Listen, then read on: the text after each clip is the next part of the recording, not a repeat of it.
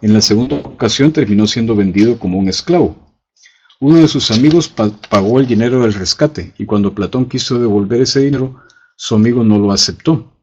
Entonces Platón con ese dinero compró un campo contiguo a la tumba del héroe mitológico Academo, donde fundó su famosa escuela.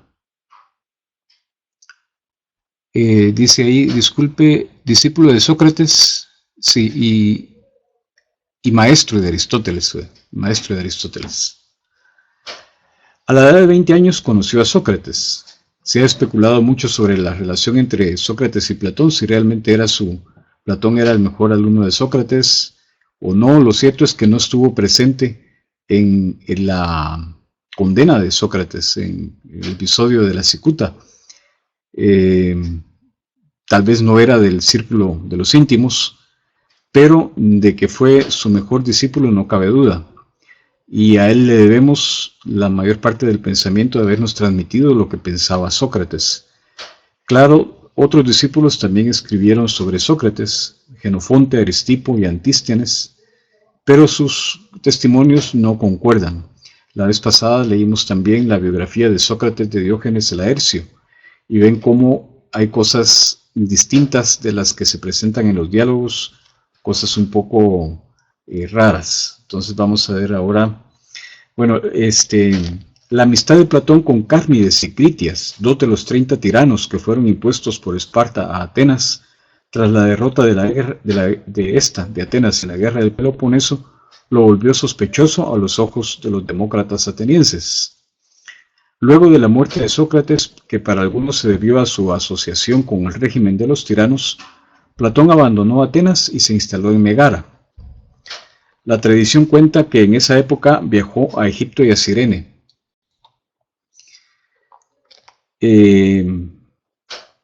Y que posteriormente fue a Italia, donde trabó amistad con Arquitas de Tarento, gran inventor y filósofo. Estando en Italia fue invitado por Dionisio a Siracusa, donde se hizo amigo de Dión, cuñado de Dionisio, con quien intentó poner en práctica sus ideas políticas en 2 ocasiones. Las ideas políticas de la República, que era un estado prácticamente socialista.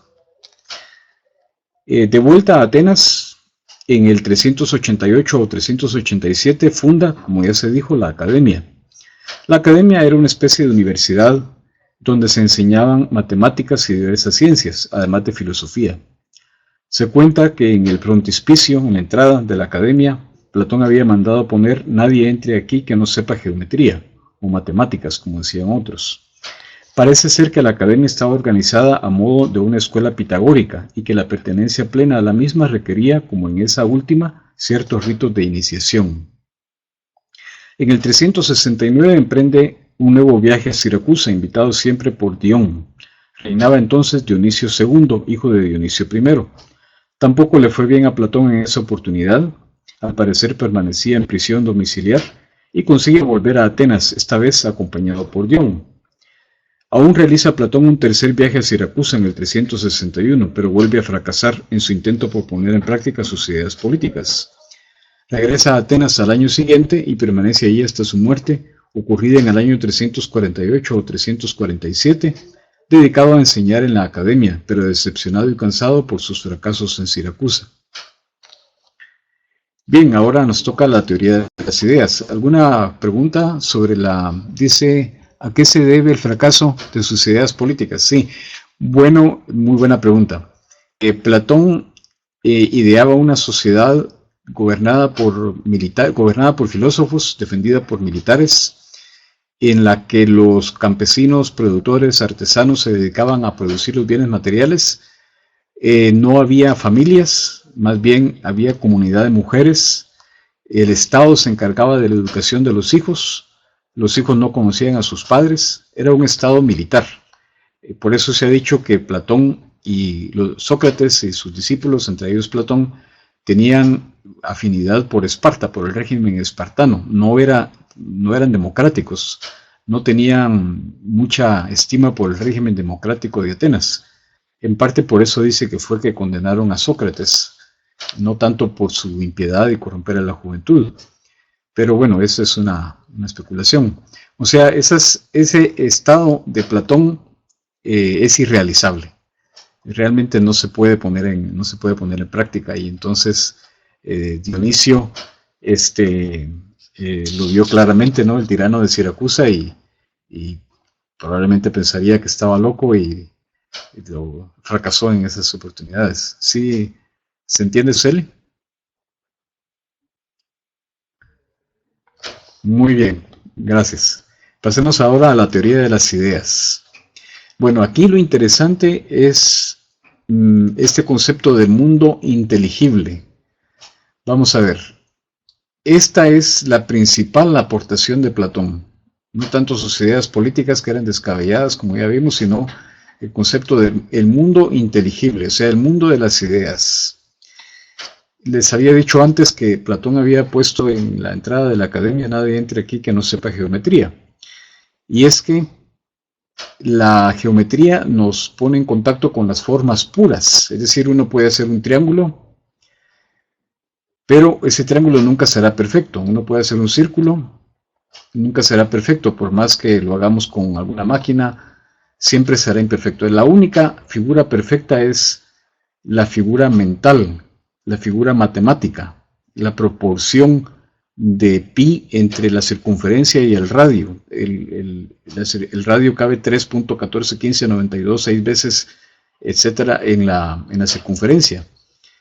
Y dibujar una figura perfecta no se puede en este mundo, ¿verdad? Pero Platón pensaba que existía otro mundo, el mundo de las ideas. Estas eran ingénitas, o sea, increadas, inmutables, incorruptibles y perfectas.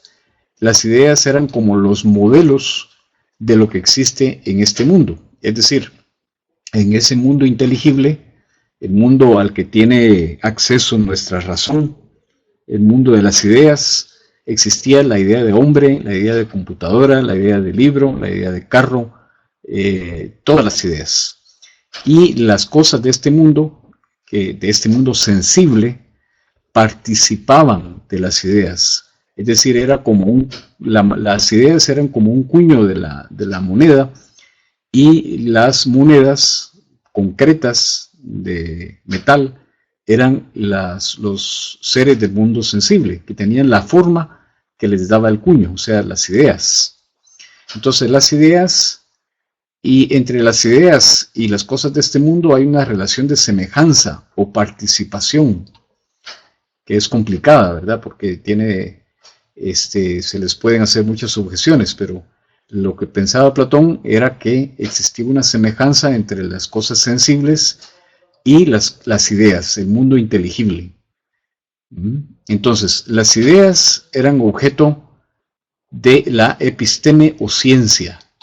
Es decir, cuando uno hace ciencia, cuando uno dice, por ejemplo, que un cuerpo cae en el vacío a 9.8 metros por segundo al cuadrado, la fuerza de atracción de la gravedad, está hablando de un objeto cualquiera, ¿verdad? Están hablando de un objeto, está haciendo ciencia, y la ciencia versa sobre lo universal, que son las ideas, no sobre lo particular, que son cada objeto de este mundo.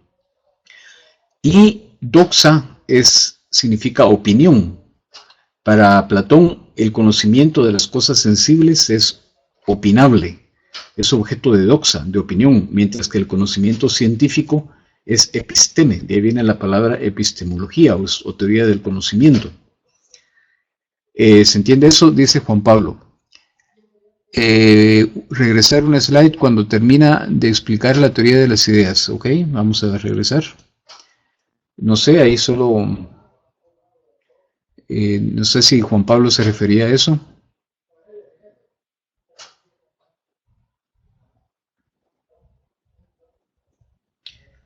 Ok, no se comprendió muy bien, dice. Bueno, vamos a ver entonces. Vamos a ver. Platón dice que hay dos mundos. Si quieren ustedes, el mundo material y el mundo espiritual. Tal vez así se entiende un poco mejor. Las realidades del mundo espiritual son perfectas, son eternas, son inmutables, son increadas, ¿verdad? Mientras que las realidades de este mundo sensible son corruptibles, son imperfectas. Pero entre las realidades del mundo sensible y las ideas hay una semejanza o participación. Hay un modelo. Todas las cosas de este mundo, cada cosa tiene una esencia. Digamos que los árboles son árboles porque participan de la idea de árbol. O sea, hay un modelo en el otro mundo con base en el cual el demiurgo creó este mundo, ¿verdad? Que son los modelos que son puros, son ideas ingénitas, inmutables, incorruptibles y perfectas. No sé si se entiende así, Paula. Vamos a ver, alguien había dicho que no. Paula, sí había. Ahora se entiende un poco mejor. Ajá, perfecto. Entonces, ese punto de la teoría de las ideas está en su libro en la página 63 y 64. Entonces, la separación de la realidad en dos mundos, aunque cumple la función de explicar cómo es que conocemos lo que las cosas son, su esencia, implica varias dificultades. Tenemos aquí dificultades de la teoría de las ideas, evidentemente. La primera y más fundamental es la relación entre ambos mundos. ¿Cómo se relaciona lo inteligible con lo sensible? ¿Cómo se relaciona? ¿Cuál es esa semejanza? ¿Cuál es esa participación? ¿Cómo participamos? Cuando nosotros nos comemos un pastel, participamos comiéndonos el pastel, ¿verdad? Cuando nosotros vamos a una fiesta, participamos en una fiesta, pero ¿cómo participan las cosas de las ideas? ¿Dónde está ese vínculo? ¿Verdad? Esa es la primera objeción o la primera dificultad. La segunda, ¿los objetos tienen una esencia o varias? Por ejemplo, un pino. ¿Tiene esencia de pino, de árbol, de vegetal o solo una? Eso implica que la idea de cosa contiene a la de vegetal, que a su vez contiene a la de árbol y esta a la de pino, y aún se puede descender si hablamos de variedades de pino. ¿Se entiende esa dificultad? Las dos que he dicho, la participación y si es solo una esencia o varias. De acuerdo. En tercer lugar está el problema de las cosas fabricadas. Una computadora, un libro, un lapicero, un carro. Si las ideas son únicas y eternas, ¿qué pasa cuando en este mundo un artesano inventa una máquina? ¿Se crea la idea correspondiente en el mundo inteligible? Pero si se crea, no es ingénita. Ingénita quiere decir que no ha nacido. Cuando se creó el celular, ¿qué pasa? ¿Existía la idea del celular, pero no se había realizado en este mundo?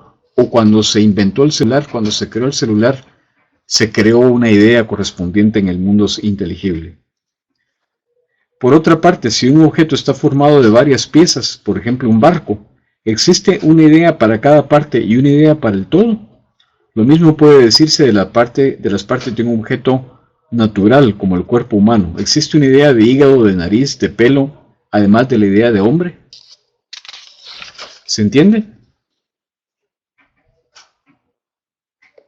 Esas son las dificultades de la teoría de las ideas.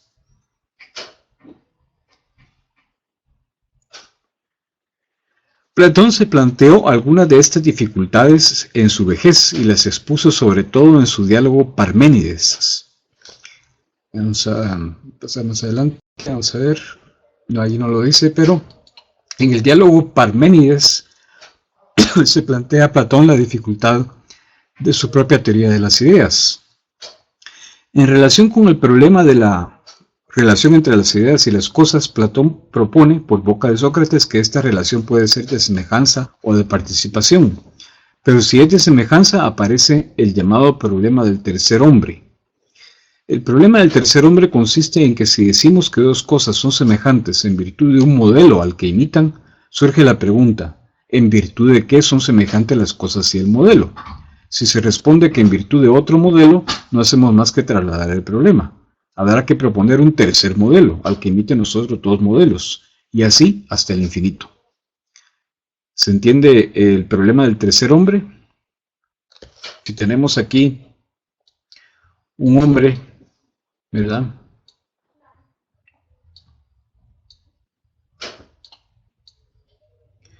y tenemos otro hombre.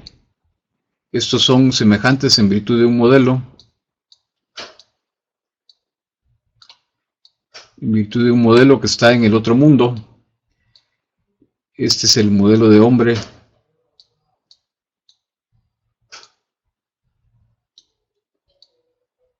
Y en virtud de que son semejantes este modelo y estos hombres, en virtud de otro modelo.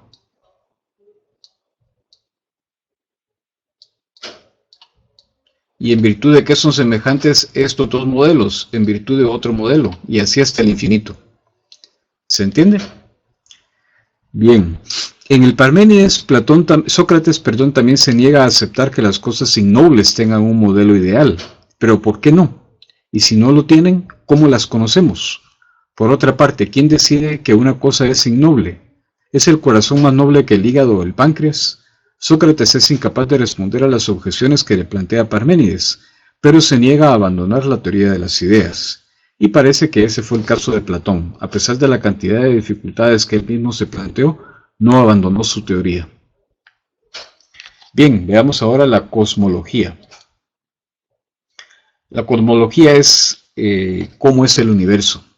Esa visión de Platón está en el diálogo El Timeo, que fue uno de los diálogos más discutidos en la Edad Media, que influyó mucho en San Agustín.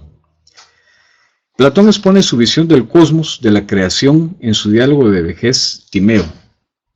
En el Timeo, Platón introduce al demiurgo, podemos decir este es el demiurgo, ese ser que, fascinado por la perfección de las ideas, las toma como modelo para moldear la materia y así producir las cosas.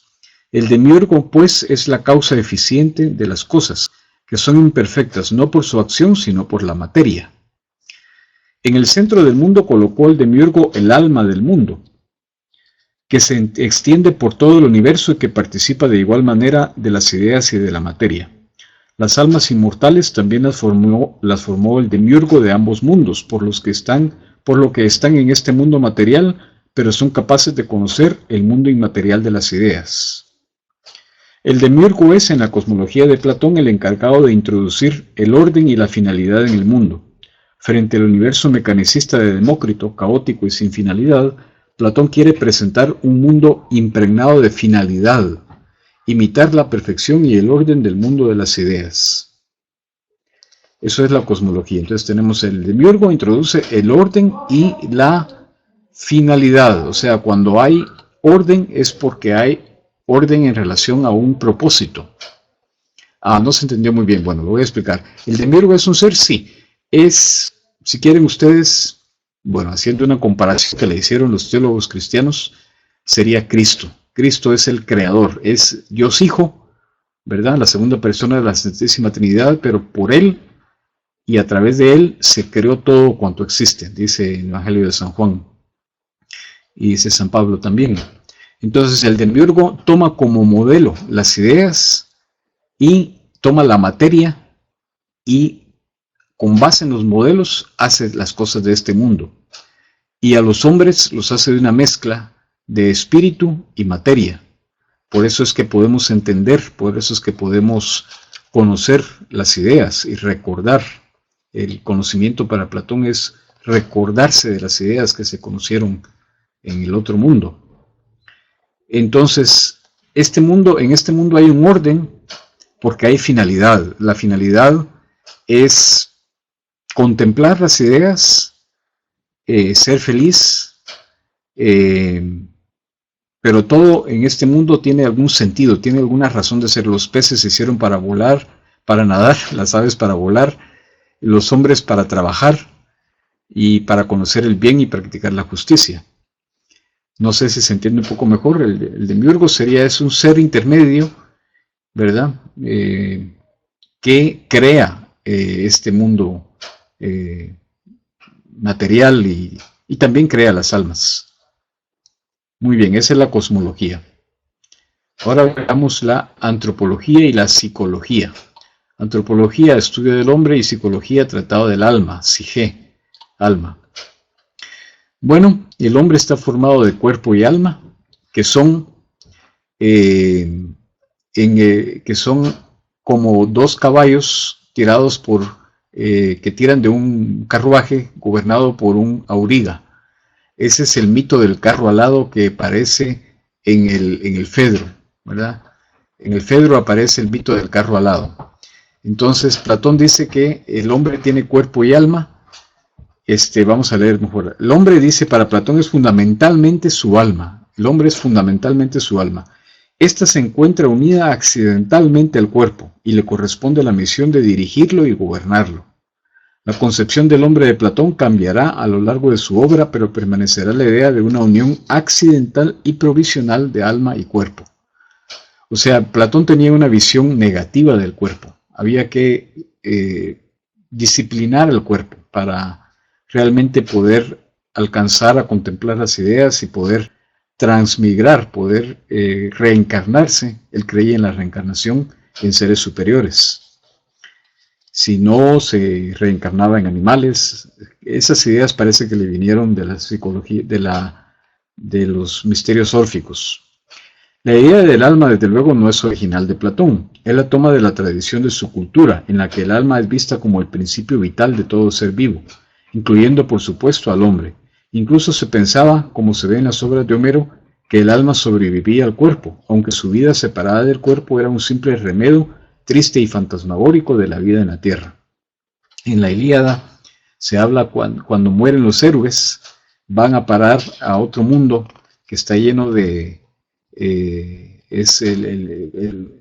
los campos elíseos, pues son un remedio, ¿verdad?, de este mundo. O sea, el otro mundo para los griegos, aunque fuera el paraíso, no era tan bueno como este. Ya no digamos el Hades, ¿verdad?, que era el infierno. Pero Platón no se limita a afirmar la existencia de un alma inmortal, sino que la hace el sujeto del conocimiento. Por ser semejante a las ideas eternas, es como ellas, espiritual, y las puede conocer. Además, Platón piensa que las almas sufren numerosas encarnaciones, transmigran de un cuerpo a otro. Esto se llama metempsicosis. Aquí está metempsicosis, o transmigración de las almas, o reencarnación. Esta doctrina le vino a Platón seguramente de los pitagóricos, que a su vez les habían tomado del orfismo, doctrina religiosa que se desarrolló en Grecia en el siglo VII. En el Menón defiende Platón la tesis de que el alma conoce por reminiscencia, o sea, por recordación. El hombre recuerda las ideas que ha conocido en el otro mundo, donde llevó una vida puramente espiritual. Solo así se explica el conocimiento que versa sobre lo universal y necesario, por oposición a las cosas de este mundo que son mudables y contingentes. En el Menón todavía no está desarrollada la teoría de las ideas, pero su doctrina va encaminada a ella. En el Fedón, diálogo en el que describe las circunstancias de la muerte de Sócrates y se transcribe la conversación que tuvo con sus discípulos en el momento final de su vida, Platón defiende la inmortalidad del alma y sostiene que al alma de los justos le espera una vida feliz. El filósofo, dice Sócrates, debe desear la muerte, pues solo el alma separada del cuerpo puede conocer la verdad y alcanzar de esa forma la felicidad. La filosofía es una preparación para la muerte.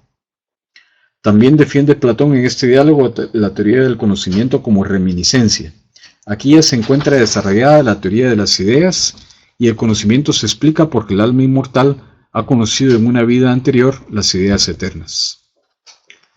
La teoría de la reminiscencia le sirve también a Platón para aportar un argumento más en favor de la inmortalidad del alma. Puesto que solo se conocen las cosas semejantes, el alma tiene que ser espiritual, semejante a las ideas. Y si las ideas son simples, el alma también debe ser simple, lo cual quiere decir inmortal, porque las cosas simples no se descomponen. La descomposición o muerte es la separación de las partes del todo. Lo que no tiene partes no puede descomponerse, no puede perecer. Ese es un argumento a favor de la inmortalidad del alma. O sea, el alma es semejante a las ideas son simples. Lo simple no se puede descomponer, o sea, no muere, es eterno, es inmortal, es imperecedero. En el Fedro encontramos la explicación de que el alma, por ser principio del movimiento, principio vital, no puede perecer, pues sería contradictorio que aquello por lo que algo se mueve fuera perecedero. O sea, el alma es el principio del movimiento del cuerpo. El cuerpo puede morir, pero el alma no. El alma se va a otro mundo, se reencarna. En el Fedro presenta Platón el famoso mito del carro alado, haciendo una analogía con las partes del alma. El alma es como un carro de caballos, dice Platón, de caballos alados y una auriga que forma una unidad. Ahora bien, los caballos y la auriga de las almas de los dioses son todos buenos y de excelente linaje. Los de las otras almas, sin embargo, son mezclados. Nuestra auriga gobierna la pareja que conduce. Uno de sus caballos es bello y bueno, y de padres semejantes, el otro es lo contrario a ambos en ambos aspectos, de ahí que la conducción nos resulte dura y dificultosa. El auriga moderador representa la parte racional del alma, el caballo bello y bueno representa el apetito irascible, la parte del alma que impulsa a hacer cosas nobles, y el caballo malo e indócil representa la parte concupiscible del alma, o sea, la raíz de las pasiones y de los apetitos de las cosas materiales. Notemos que en este mito las pasiones ya no son algo propio solo del cuerpo, sino que tienen su origen en el alma, lo cual es un avance respecto a la visión dualista del Fedón. En la República, Platón liga la doctrina de las partes del alma con su visión de la sociedad de clases. Las almas en las que predomina la razón son las almas de los gobernantes. Las almas en las que predomina el apetito irascible corresponden a los guerreros encargados de defender la República, y las almas en las que predomina la parte concupiscible o pasional son las almas de la mayoría de la población, la de los comerciantes, agricultores y artesanos. En el Timeo, Platón añade a esta doctrina de las partes del alma la idea de que las almas son creadas directamente por el demiurgo. Este crea la parte racional tomándola del alma del mundo, la parte irascible la coloca en el tórax y la parte concupiscible en el vientre. En la República, así como en el Gorgias y en el Fedón, Platón presenta siempre por medio de mitos sus argumentos en favor del premio o castigo que espera el alma en la otra vida. Surge la pregunta, ¿subsisten todas las partes del alma o solo la parte racional? Puesto que la parte irascible y la parte concupiscible están en función de la vida terrenal, parece lógico suponer que para Platón solamente la parte racional subsiste. De hecho, en el Timeo se llama a esta parte del alma la parte inmortal. El destino de esta parte inmortal del alma es reintegrarse con el alma del mundo. Hay una escritora que se llama Susana Tamaro que escribió una novela que se llama Anima Mundi. Y tiene semejanza con esto. Bien, algo larga la psicología y la antropología. Ahora vamos a ver, si ya nos faltan unos 10 minutos, la teoría del conocimiento, la sociedad y la política y la ética. Se los voy a resumir. En el Teeteto es un diálogo dedicado a la teoría del conocimiento. Platón trata sobre la ciencia, pues sobre el conocimiento. El conocimiento sensible es relativo y en sentido propio no es conocimiento porque su objeto es mudable y no hay conocimiento cierto sobre lo que cambia continuamente. Solo el conocimiento del ser es verdadero conocimiento. En el Menón, Platón sostiene que el alma conoce por reminiscencia, como ya se dijo. Platón presenta el mito o la alegoría más bien de la caverna. La alegoría de la caverna dice que los hombres forman como un hombre prisionero en el fondo de una caverna que está aquí, ¿verdad? Estos prisioneros están viendo al fondo de la caverna y solo ven sombras, las sombras de unos objetos que otros hombres sostienen, ¿verdad? Y que son iluminados por una fogata a la entrada de la caverna, proyectan unas sombras. Los hombres creen que las sombras son la realidad y cuando oyen hablar a los hombres aquí, piensan que son las sombras las que están hablando. Estos hombres están encadenados. Uno de esos hombres, con la ayuda de alguien de fuera, logra huir, logra escapar de la caverna y ve la verdadera realidad del mundo de las ideas. Y el sol de justicia, ¿verdad? El sol que es la idea de la justicia, que es la idea del bien para Platón. Este hombre regresa a decirle a sus compañeros que eso que ven no es la verdadera realidad, que tienen que salir de la caverna, pero sus compañeros lo toman por loco y posiblemente lo matan. Esto era una referencia a Sócrates, a la vida de Sócrates, ¿verdad? Ese es el mito de la caverna que seguramente ustedes vieron en el colegio. Bien, ¿alguna pregunta hasta aquí? Vamos a ver, me faltó teoría del conocimiento, sociedad y política. Me faltó sociedad y política, la slide de sociedad y política. Lo voy a resumir aquí. Bueno, en la sociedad, Platón sostiene la teoría de la sociabilidad natural.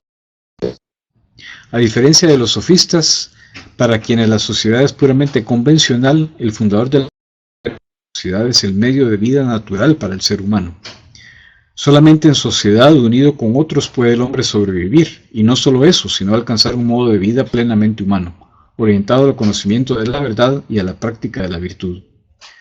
La sociedad ideal para Platón está dividida, como dijimos, en tres clases: los productores, los militares y los gobernantes. Los gobernantes deben ser filósofos, o los filósofos deben ser gobernantes. Esto lo presenta Platón en La República. Voy a resumir esto, vamos a ver. Según sea la clase social que gobierne la república, así será el tipo de gobierno. La mejor forma de gobierno para Platón es la aristocracia, gobierno de los mejores, que para Platón son los filósofos. La segunda mejor forma de gobierno es la timocracia, o gobierno de los militares. La oligarquía es el gobierno de los ricos. Seguidamente está la democracia, que Platón no ve con buenos ojos, pues implica igualar a los que no son iguales. La peor forma de gobierno es la tiranía, en la que un individuo se deja llevar por sus apetitos y actúa con crueldad contra todos los ciudadanos. En el diálogo del político, ofrece Platón una visión de las formas de gobierno. Según si éste está en manos de pocos, de varios o de muchos, el gobierno se llama monarquía, oligarquía o democracia. Si se respetan las leyes, la monarquía es la mejor forma de gobierno, la democracia es la peor.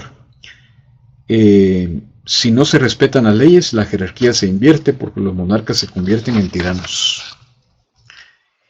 Y por último, veamos la ética. La ética de Platón la representa Sócrates, que tenía muchas frases famosas. Por ejemplo, la vida no examinada no es digna de ser vivida, decía Sócrates. Y Platón lo mismo, ¿verdad? La pregunta más importante que todo hombre debe de hacerse es ¿cómo debemos vivir? Decía Sócrates que era la pregunta más importante. Que es preferible padecer una injusticia que cometerla, porque cuando se padece una injusticia, si se lleva bien, puede servirnos incluso de crecimiento del campo. Mientras que si se comete, se produce un desequilibrio de las partes del alma y el alma se corrompe. No, desde luego no se destruye, sí se corrompe. Entonces, el individuo debe llevar una vida equilibrada, lo cual se logra cuando la parte racional domina a las restantes, especialmente la parte concupiscible. Solo de esta forma la persona es justa y desempeña la función que le corresponde en la república. Los gobernantes están especialmente llamados a la contemplación de las ideas. Este camino es facilitado por la belleza, la cual apreciamos primero en las cosas sensibles, luego en el ser humano y por último en sí misma en la idea del bien. Contemplar el bien es contemplar la belleza, la unidad y la verdad suprema. La felicidad es el fin último del hombre y se alcanza mediante la práctica de la virtud. Solo quien conoce el bien es capaz de obrar conforme a la virtud. Obrar mal es el resultado de la ignorancia. Platón es deudor del intelectualismo socrático. O sea, el intelectualismo es decir que conocer el bien es suficiente para hacerlo y que el que no obra bien es porque no lo conoce, que si lo conociera lo haría. Pero eso es utópico, eso es intelectualismo, eso es ingenuo más que utópico, ¿verdad? La justicia, como ya se dijo, la concibe Platón como la virtud que resulta de que cada parte del alma cumpla su función propia, a nivel individual, y en que cada individuo desempeña la función que le corresponde en el nivel político o social. Bueno, hasta aquí, ¿alguna duda? Vamos a ver que la belleza está ligada con la ética. Buena pregunta. La belleza nos lleva a la contemplación de la verdad, y la verdad nos hace obrar el bien. Esa sería. La belleza nos transmite al mundo, nos conduce al mundo de las ideas, al mundo de la justicia, al mundo del verdadero ser. Y al conocer la verdad, obramos el bien necesariamente. ¿Sí? Paula. Metempsicosis es transmigración de las almas, o sea, reencarnación. Básicamente reencarnación. Reminiscencia es recuerdo. Conocemos por recordación de las ideas. Supuestamente el alma vivió en el mundo de las ideas y por una especie de castigo es ligada al cuerpo, es queda prisionera en el cuerpo. El cuerpo es la cárcel del alma, decía Platón. ¿Sí se entiende, Pablo? Ok. ¿Alguna otra pregunta? Perdón por el retraso, pero no me lo esperaba. Ya había hecho pruebas antes y funcionaba todo bien, pero siempre pasan esas cosas. Pero ya tuvimos ya vimos a Platón. Vamos a ver, bueno, Juan Pablo, gracias.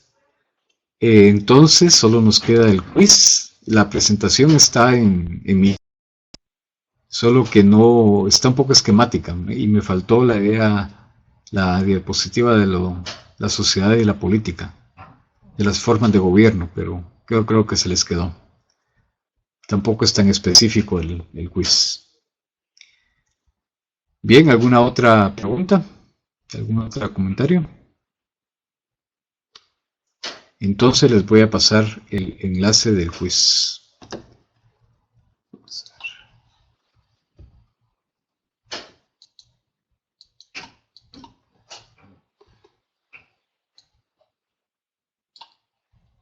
Es el tercer quiz. Y lo pongo aquí de ahora. Ahí estamos. Ahí está.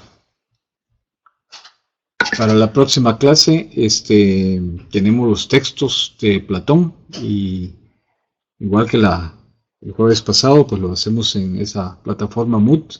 Estuvo muy buena la discusión de la semana pasada. Espero que esta también. Entonces, ahí terminaría la clase. Los dejo haciendo el quiz. Espero que les vaya bien.